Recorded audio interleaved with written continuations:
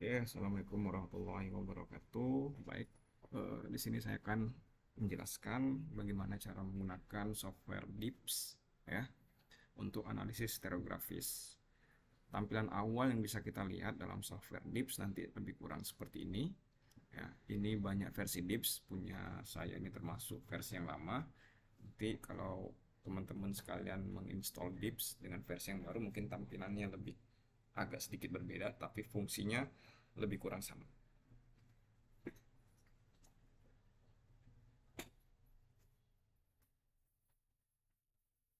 Nah, hari ini kita coba eh, melakukan analisis untuk struktur kekar ya, sebagai contoh dalam pelaksanaan analisis menggunakan eh, DIPS sebagai toolsnya. Ketika baru mulai tampilan lebih kurang seperti ini, kita bisa menggunakan menekan menu file dan menekan new, atau langsung menekan icon new atau kertas pada tampilan DIPS. Mari kita buka. Oke, tampilan yang awal sekali dilihat itu lebih kurang seperti ini. Ya, di sini kita lihat ada data yang bisa kita inputkan di sini. Nah, untuk data struktur geologi biasanya ada dua, ada struktur bidang dan struktur garis. Struktur bidang itu seperti bidang kekar, bidang sesar, bidang perlapisan, yang datanya adalah data strike dan dip.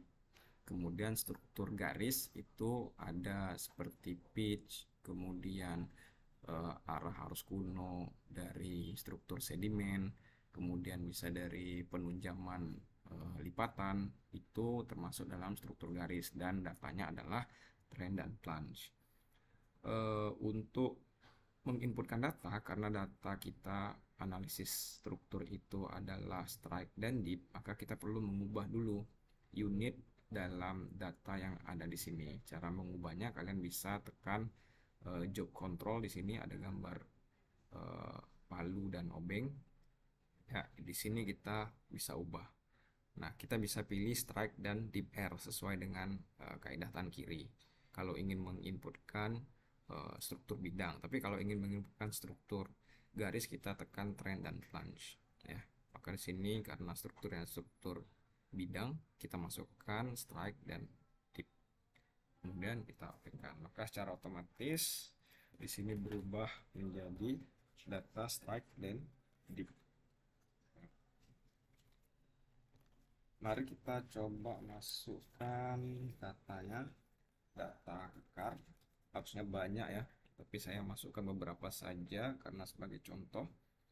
Di sini ada 277 strike-nya, 60, kemudian 256, 69, 267, 66, 280, 65, 279, 63. Kemudian lagi 79, 40, 77, 42, 78, 44, 69, 43, 66, 48, 66, 48, 6, 48. Oke, ini data yang ada ya. Saya hanya masukkan 10 data, tapi kalau biasanya kita analisis tukar sampai 30 data. Eh, Setelah kita menginputkan data seperti ini, kita bisa menekan di sini ya, scatter plot. Belum ada, kita tekan contour plot. Nah, maka di sini terbuatlah atau terbentuklah kontur-kontur yang mewakili data-data yang tadi, di mana konsentrasi yang tinggi menunjukkan di situ memiliki kelimpahan atau kumpulan data yang paling banyak. Kalau kita lihat di sini, ya ini data yang bisa dilihat di sini ya. Ini sebaran datanya dalam bentuk titik kutub. Kalau dalam analisis secara manual kita memplotting titik kutub dulu kan, baru kita buat konturnya. Tapi kalau kita menggunakan software secara otomatis sudah bisa eh, membentuk konturnya sendiri. Nah, langkah selanjutnya adalah kita membentuk struktur bidang yang mewakili konsentrasi tertinggi dari titik kutub ini. Caranya kita hanya menekan add plan di sini ya. Di sini ada icon stereografis, kemudian ada add plan, bisa ditekan add plan. Kemudian kita tinggal mengarahkan kursor kita ke konsentrasi yang paling tinggi. Kemudian kita right click. Oke, di sini kita bisa berikan label kekar 1 ya. Oke, saya hanya ingin menunjukkan bidang dan labelnya saja. Oke. Kemudian untuk konsentrasi yang kedua di sini kurang, kita tekan. Kemudian di sini saya beri label kekar 2. Kemudian saya oke kan. Oke, ini kita dapat konsentrasi bidang yang mewakili konsentrasi 2 kekar tadi. Nah, kalau kita lihat di sini, kalau coba saya hilangkan konturnya, di sini tulisannya jadi banyak ya. Jadi agak crowded, jadi kita bisa melakukan adjustment di sini, dimana kita bisa menghilangkan label pada bagian polnya. Kemudian yang satunya juga bisa kita lakukan, hilangkan label pada polnya. Nah, ini kita dapat ada kekar 1 dan kekar 2. Kita kembalikan ke tampilan bentuk kontur ya, bentuk seperti ini. Nah, dalam analisis kekar kita tahu bahwa titik perpotongan antara dua kekar ini adalah tau 2, maka kita bisa letakkan penanda di sini dengan meletakkan di sini ya, saya pilih biasanya kon. Kita letakkan di titik perpotongannya, kita klik, kemudian angle-nya kita kecilkan jadi 1. Oke, maka kita dapat di sini adalah tau 2. Maka bisa langsung kita labelkan biar tidak kelupaan. Sini adalah tau 2. Oke. Kemudian untuk mencari tahu di mana tau 1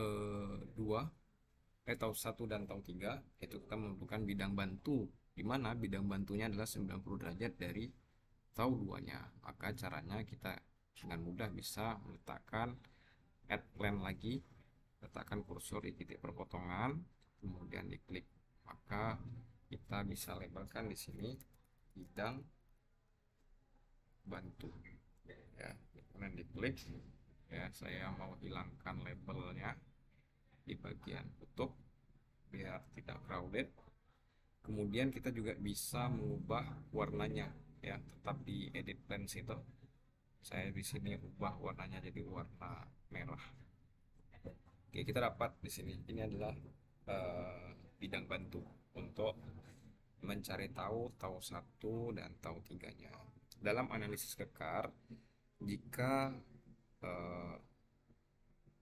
sudut antara dua bidang kekar ini kurang dari 90 derajat, maka titik tengahnya adalah tau 1. Tapi kalau dia lebih dari 90 derajat, maka titik tengahnya adalah tau 3. Ya, kita hitung nanti di sini berapa sudut antara dua bidang ini. Nah, pertanyaannya bagaimana cara mengukurnya dalam analisis stereografis menggunakan DIPS ini? Ada dua cara ya. Cara yang pertama kita bisa menggunakan satu bantuan, itu tools ya, ada pitch grid. Kalian bisa memasukkan pitch di sini. Jadi bisa ditekan, arahkan kursor kalian ke titik perpotongannya, maka dia akan membentuk satu garis yang sejajar dengan bidang bantu tadi.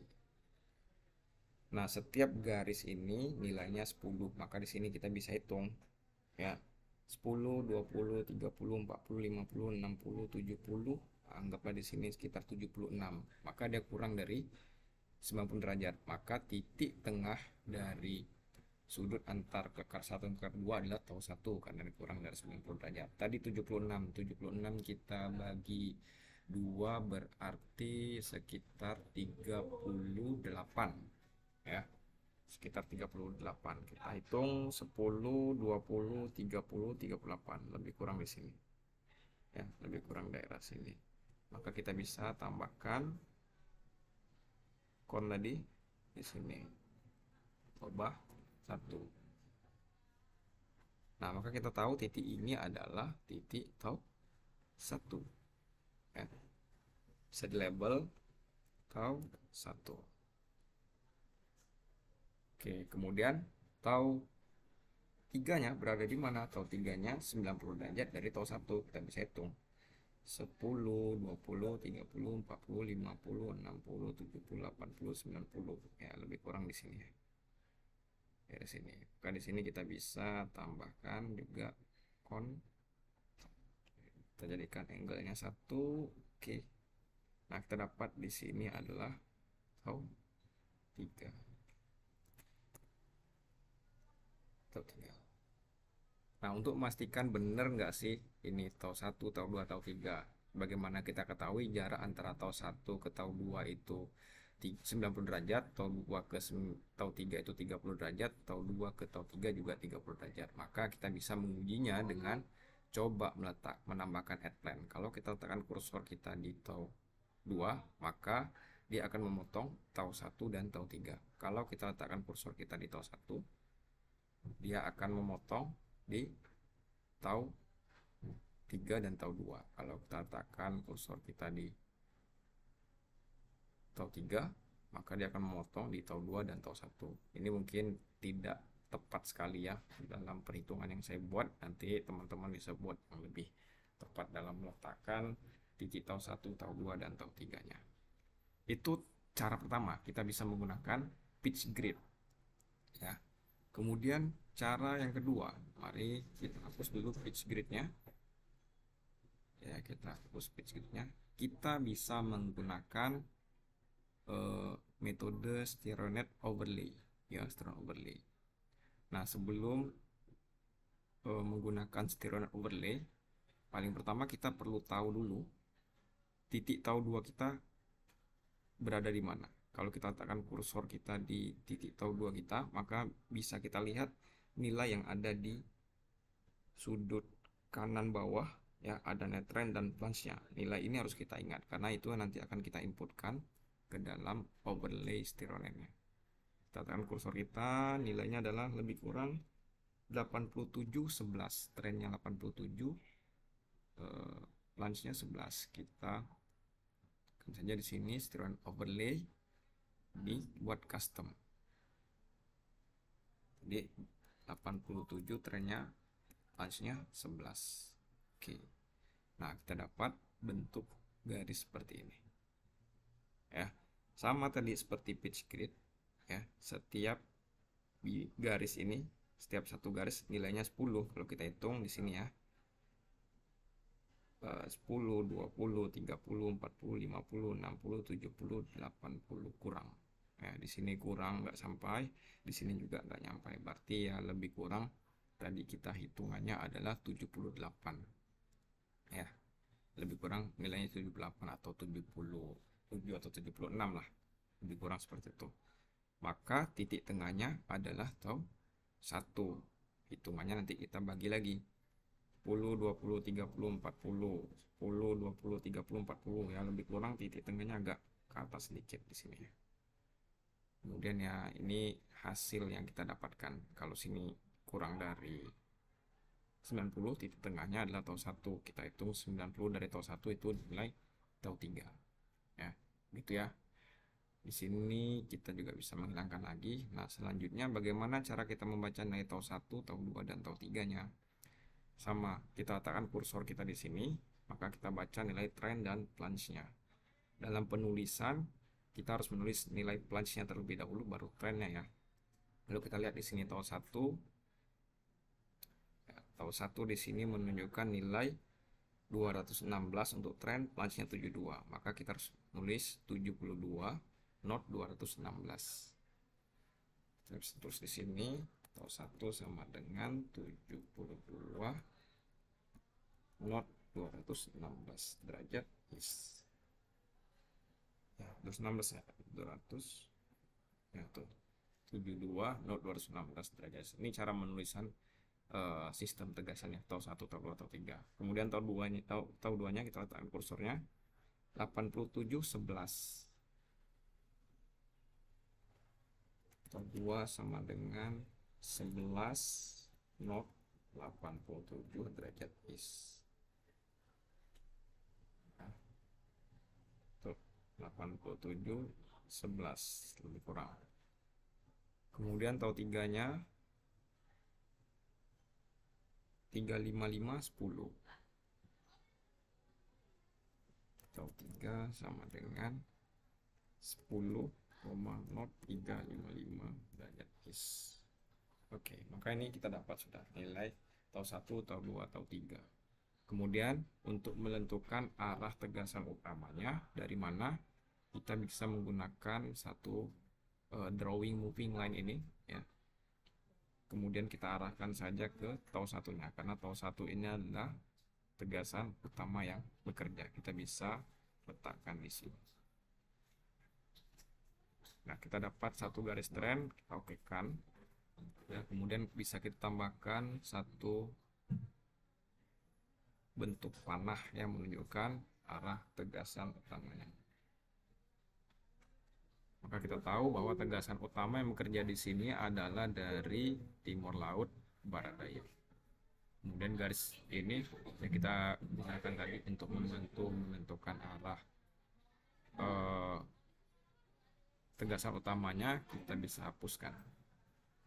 Ya, kita delete line. Oke, udah selesai. Maka kita dapat sistem tegasannya atau 1, atau 2, atau 3. Kita dapat arah tegasan utama yang lebih kurang timur laut barat daya ya. Itu cara analisis untuk kekar. Nah, untuk analisis sesar, analisis lipatan juga lebih kurang sama saja ya. Yang penting kita sudah memahami konsep untuk menganalisisnya. DIPS ini sebagai pembantu atau tools yang kita gunakan untuk menganalisis secara otomatis, tidak secara manually lagi menggunakan kalkir. Jadi ini memudahkan kita untuk bisa menganalisis data struktur dengan lebih cepat dan efektif. Oke, itu aja. Terima kasih banyak. Assalamualaikum warahmatullahi wabarakatuh.